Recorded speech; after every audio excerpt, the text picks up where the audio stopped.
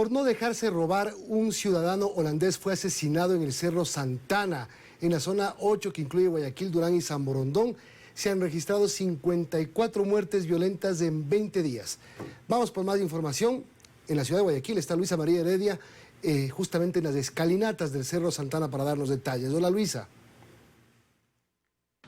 Hola compañeros en estudios, amigos televidentes, muy buenas noches. Fue precisamente en este, que es el escalón 365, casi ya al llegar al faro del Cerro Santana, dentro de este bar, restaurante, donde hace menos de 24 horas, por oponerse al robo de sus pertenencias, un extranjero recibió un impacto de bala en el abdomen que le quitó la vida. Ocurrió aquí, en el centro de Guayaquil, en esta zona turística iluminada, como ustedes observan. Así de violenta está la ciudad de Guayaquil. El mensaje que el mundo entero actualmente está recibiendo es que esta es una ciudad peligrosa, donde hay entre 2 y 3 muertes violentas por día. Veamos la siguiente nota. Es mucho más que un sitio. Este es un ícono turístico de Guayaquil. Las escalinatas del Cerro Santana, allí donde nació la ciudad. Esos 444 escalones rodeados de casas coloniales en las que funcionan negocios como tiendas de recuerdos, cafeterías, bares y restaurantes que intentan recuperarse de las pérdidas económicas que causó la pandemia. Son una parada imperdible para visitantes locales y extranjeros. El turismo empieza de ese sector, o sea, desde las escalinatas y se termina por todo lo largo del malecón. Pero este jueves los pocos turistas que los recorrieron lo hicieron resguardados y con miedo. Es que la noche anterior aquí fue asesinado un turista holandés. Él estaba al interior de un bar al que 2 individuos entraron a robar. Testigos contaron que la víctima de 56 años, quien estaba con su novia, que es ecuatoriana, trató de resguardar sus pertenencias y eso enojó a uno de los delincuentes que le disparó. Esta muerte violenta se cometió pese a la presencia de agentes policiales. Ahí permanecen 6 policías, 2 en la parte baja de las escalinatas, 2 a la altura de la mitad del cerro y 2 arriba. No es un lugar que no está protegido. Pues en julio del año pasado, precisamente para garantizar como Estado que esto no pase, se conformó un equipo de policía turística con 90 agentes especializados. Aquí incluso hay seguridad privada que en su momento hasta le puso resistencia al ingreso de nuestras cámaras para abordar la problemática con los moradores, pero no a Lampa. La delincuencia ganó terreno. El mensaje es claro y contundente. Guayaquil, ciudad de riesgo, Guayaquil, ciudad de peligro. Es una alerta que crea automáticamente en la conciencia de la persona. En Guayaquil se han cometido 54 de los 180 asesinatos que ya se registran en Ecuador este año. Entre las víctimas hay también niños y hasta policías, como Freddy Las, de 39 años. Perdió la vida por frustrar un asalto en un restaurante del norte la noche del martes. Sus restos fueron sepultados al mediodía de este jueves. A su sepelio acudió el presidente Guillermo Lasso, quien le ofreció ayuda a sus familiares. Freddy ha dado un paso hacia la eternidad, pero será recordado como un héroe de la Policía Nacional, como un ejemplo para las nuevas generaciones de policías. Esta tarde cabe mencionar en el bloque 7 de Bastión Popular, al norte de la ciudad, hubo otro sicariato. Un sujeto recibió una llamada que lo hizo salir de su casa y mientras caminaba recibió varios impactos de bala propinados por individuos que iban en moto. Otro ciudadano que se encontraba también en el sector resultó herido de gravedad. Se convirtió en el daño colateral. Es lo que les puedo informar a esta hora. Continúan ustedes en estudios con más noticias. Muy buenas noches. Una dura realidad. Gracias, Luisa María, por la información. Y la sentencia al policía Santiago Olmedo por matar a 2 delincuentes durante un robo generó el rechazo popular. El uniformado no solo deberá pasar 3 años, 4 meses en prisión, sino deberá pagar una reparación económica de $10.000 a la familia de cada fallecido y una multa de 10 salarios básicos. La sentencia de 3 años, 4 meses de prisión al policía Santiago Olmedo por matar a 2 delincuentes en medio de un robo armado en Riobamba causó indignación y rechazo. El reclamo a esta condena llegó desde el presidente de la República hasta varios usuarios de la red social Twitter. Para la comandante general de la policía, Tanya Varela, lo ocurrido con Olmedo no es un caso aislado. Hay otros 900 policías con procesos similares. Ayer sentenciaron a un policía, también dieron medidas sustitutivas a otro policía por haber quitado la vida a un delincuente y evitar que cometa otros delitos. También un policía nuestro murió y quien le quitó la vida, que estaba preso, hoy está en libertad cumpliendo un arresto domiciliario y siendo cuidado por los policías. ¿Será justicia eso para los policías? por lo que hizo un llamado al presidente y al Consejo de la Judicatura. Necesitamos una ley que nos proteja, necesitamos la ley del uso progresivo de la fuerza, necesitamos la ley de inteligencia, necesitamos que se cambie el COI, necesitamos, ya es hora de que se creen las salas especializadas con jueces especializados que entiendan cuál es el deber del cumplimiento del policía en el día a día y en su proceder. Para la penalista Mónica Vargas, la sentencia contra Olmedo, que no comparte, recalca, está basada en los derechos humanos, pero señala también que se necesitan cambios que respondan a las urgencias de la ciudadanía. Lo que nos falta es un proyecto de ley que le den algún mecanismo más fuerte a la policía para poder de alguna manera mantener el orden social que la ciudadanía exige. Más temprano, en una entrevista radial, el secretario de Comunicación de la Presidencia, Eduardo Bonilla, dijo que se ultiman los detalles para la presentación de un proyecto de ley de defensa pública. Esto requiere que haya muchas aristas que se revisen antes de presentar el proyecto de ley. Hay un proceso de socialización, de reuniones con expertos en el tema, y esperamos en los próximos días presentar la ley. Esta propuesta podría unirse a lo que ya adelanta la Asamblea Nacional. Joana Ramos, 24 horas. En el legislativo ya se analizan varios proyectos de ley sobre el uso progresivo de la fuerza. Los asambleístas dicen que es urgente su tratamiento, aunque su aprobación se daría recién en septiembre. Tras lo ocurrido con el policía Olmedo, los asambleístas se hacen un autollamado a tratar con urgencia una ley sobre uso progresivo de la fuerza. Tratar de aprobar urgentemente el proyecto de ley y más leyes necesarias para que brinden las garantías que permitan resguardar, proteger y avalar y apoyar a la Policía Nacional. Desde el mes de junio, la Comisión de Seguridad Integral analiza los proyectos de ley con varios abogados, expertos en derechos humanos, y han hecho un llamado a las autoridades de gobierno para que hagan sus aportes que hasta ahora no han llegado. El uso progresivo de la fuerza está normado en varios cuerpos legales y en un reglamento de la policía. Ahora lo que se busca es que todo esto pueda estar elevado a una ley orgánica. Estos elementos están dispersos, se los toca de manera general, y lo que vamos a hacer a través de esta ley es consolidar todos estos elementos, ampliarlos, aclararlos. Y con esto darle seguridad al policía de cómo actuar frente a varios escenarios. De una protesta social, de un asalto, cómo actuar si es que se utiliza un arma blanca, si es que hay un arma de fuego o si es que no está utilizando ningún arma. Los asambleístas sostienen que la ley va de la mano de una correcta preparación y capacitación a la Policía Nacional, pero creen que hoy por hoy es deficiente. Creo que existe un desconocimiento, es decir, falta esa preparación técnica para policías, no porque ellos no quieran, creo que no les ha brindado el Estado. La policía tiene como dotación, me parece que son 50 municiones, hoy me parece que son 30, si ocupan esas municiones en un tiroteo, quien termina pagando las municiones son los policías mismos. El primer debate de este proyecto estaría listo para marzo y el segundo y definitivo para septiembre de este año. En Quito, Andrea Samaniego, 24 horas. Este jueves, las Fuerzas Armadas localizaron una base de descanso ilegal en Mataje, Esmeraldas. Durante el operativo se encontró una ametralladora naval, más de 1000 municiones de diferentes milímetros, 21 alimentadoras, fusil M16, 1.156 pesos colombianos, entre otros. Según señalan las autoridades, en esta base permanecían presuntos grupos ilegales armados. Las evidencias fueron entregadas a las autoridades competentes mientras se mantienen constantes operaciones de vigilancia en esa zona. Tras encontrar actividades de minería ilegal en la casa de un exalcalde de Zaruma, el presidente Lasso pidió al actual alcalde inspeccionar casa por casa para detectar otros casos. Además, anunció la entrega de cerca de $3 millones para la primera fase de rehabilitación del socavón. Tras limpiar los escombros del socavón que se formó en Zaruma, comenzaron los trabajos de remediación, iniciando con la construcción de un túnel subterráneo para acceder a la cámara contigua.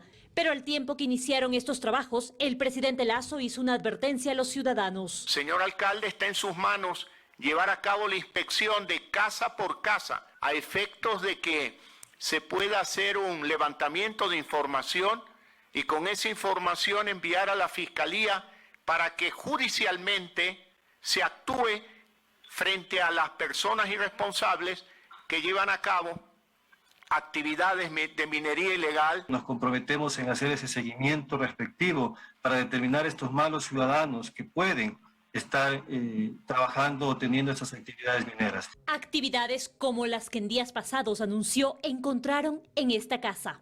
Es de propiedad del ex alcalde Norman Astudillo.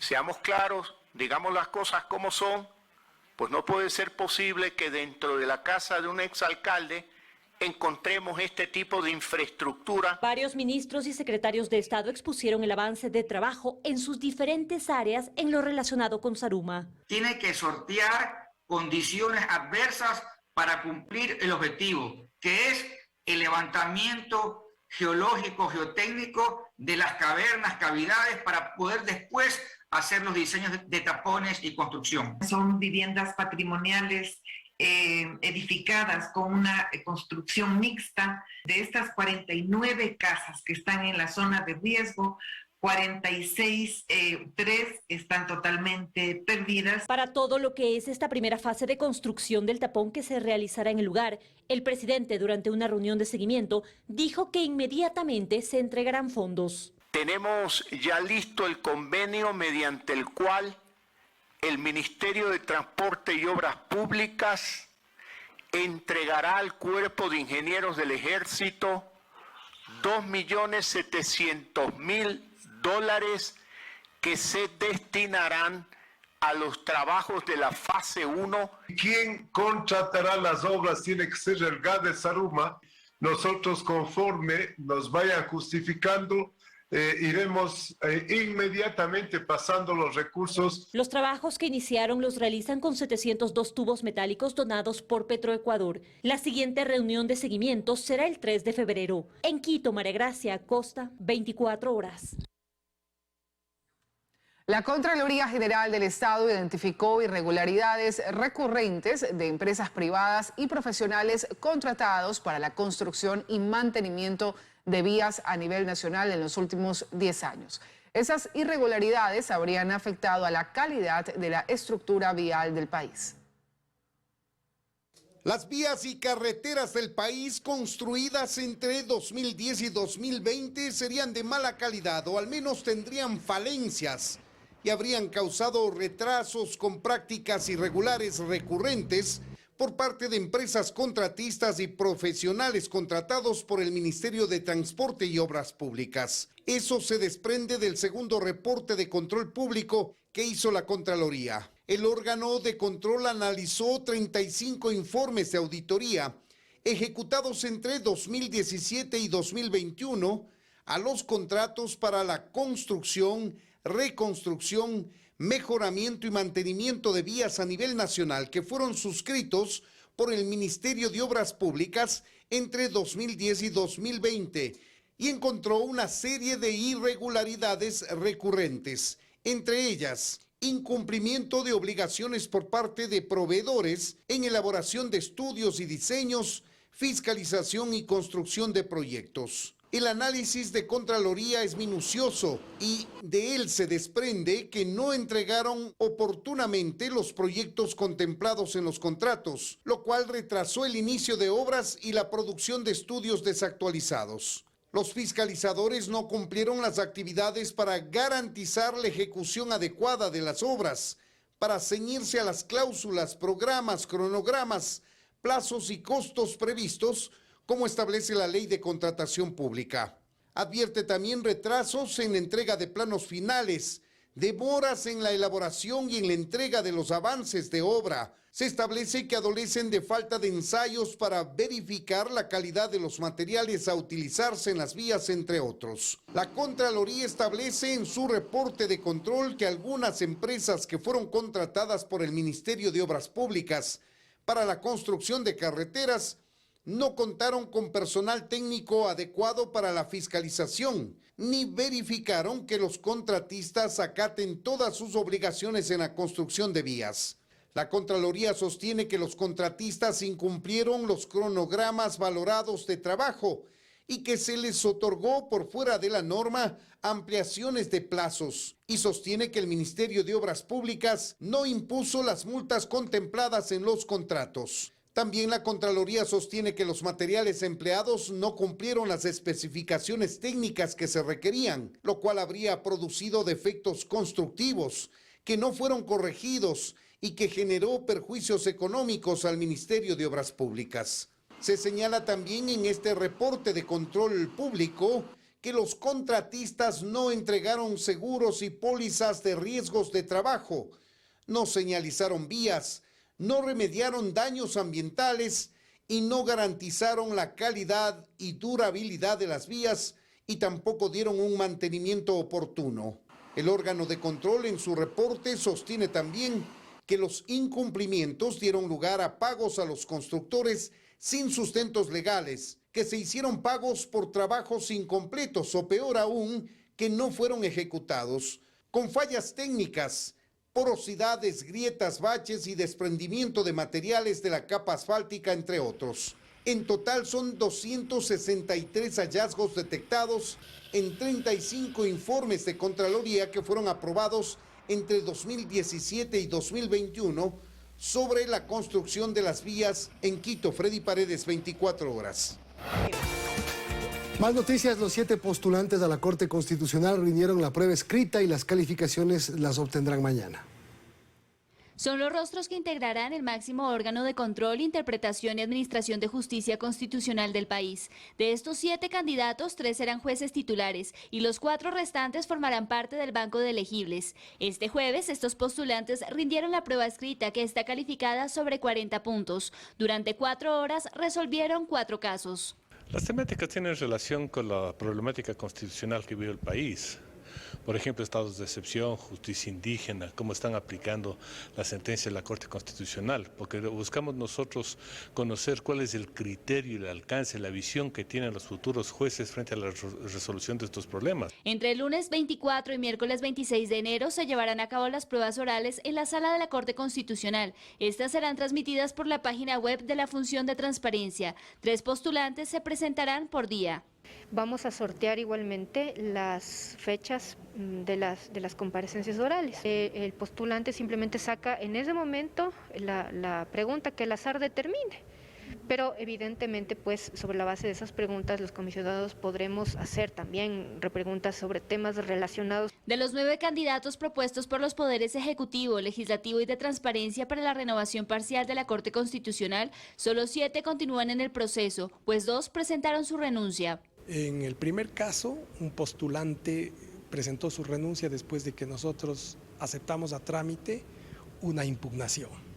En el otro caso, entiendo que fue un problema de salud que lamentablemente impidió que una de las postulantes llegara a esta fase del concurso. En la fase de méritos y oposición, solo 2 de los candidatos obtuvieron el puntaje máximo de 20 puntos. La postulante de la Función de Transparencia, Ana Donoso Bustamante, y el postulante de la Presidencia, Joel Escudero Solís.